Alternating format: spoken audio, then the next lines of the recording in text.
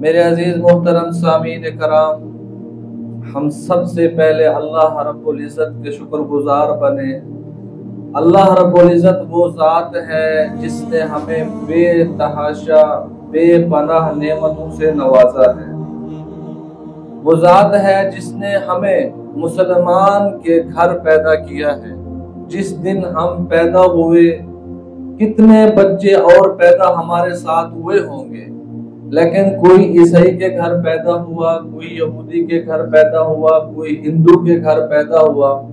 نہ ہم کوئی شکل سے زیادہ خوبصورت ہیں، نہ ہمارے آبا و اجداد زیادہ نیک تھے کہ ہم ان کی گود میں پیدا ہوئے۔ یہ خاص اللہ رب العزت کا فضل ہوا، ہم پہ ایک عظیم نعمت ہوئی کہ ہم ایک مسلمان کے گھر پیدا ہوئے، اور سب سے پہلے ہمیں بتایا گیا اللہ اکبر کہ میرا مالک، آپ کا مالک، بنانے والا، کھلانے والا، رازق ہمارا اللہ ہے، اور ہم سب گواہی دیتے ہیں وہ واحد لا شریک ہے۔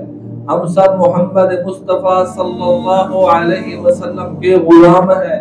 ہماری پوری زندگی اسی شخصیت کی غلامی میں گزرے گی، اور وہی ہمارے لیے کامیابی کا راستہ ہے۔ یہ سب سے بڑی نعمت ہے اللہ رب العزت کی۔ پھر ہم دیکھیں سورج کو کہ ہمارے لیے اللہ رب العزت روزانہ اسے نکالتے ہیں، جس سے ہماری فصلیں پکتی ہیں، جس سے ہم روشنی دیتے ہیں، جس سے ہم کام کرتے ہیں۔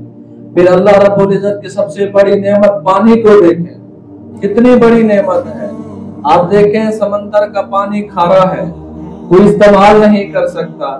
اللہ رب العزت کا نظام دیکھیں، اپنے بندے کو پانی پلانے کے لیے سورج کے اندر تپش پیدا کر دی، سمندر سے بخارات اٹھتے ہیں، بخارات بادل بنتے ہیں، وہ بادل کوسوں میل سفر کر جاتے ہیں، پہاڑوں پہ برستے ہیں، بنجر زمینوں پہ برستے ہیں، کہیں برف بن کے وہ کہیں برستے ہیں جا کے۔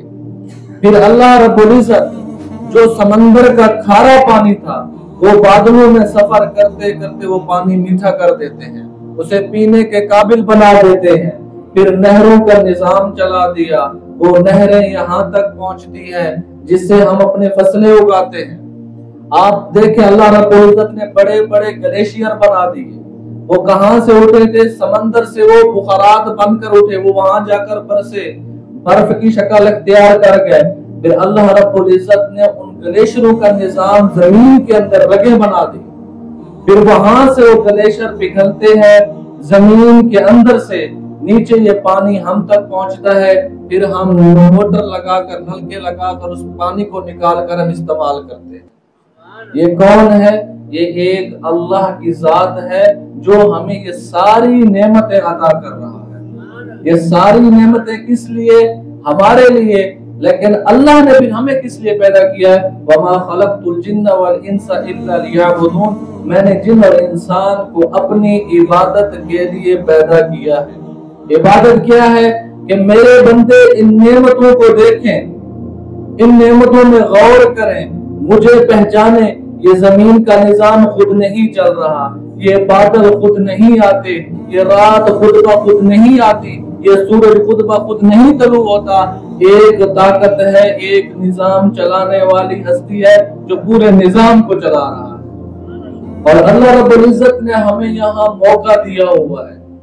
ہم سے پہلے کتنے لوگ آئے، کتنے لوگ گزر چکے، ہر ایک کی زندگی کا مقصد ہے، ہماری زندگی کا بھی مقصد ہے، آپ کی زندگی کا مقصد ہے۔ سمجھدار وہی ہے جو مقصد کو پہچانے، جو اپنی زندگی کے ایک ایک لمحے کو قیمتی بنا لے، وہ سب سے بڑا سمجھدار ہے۔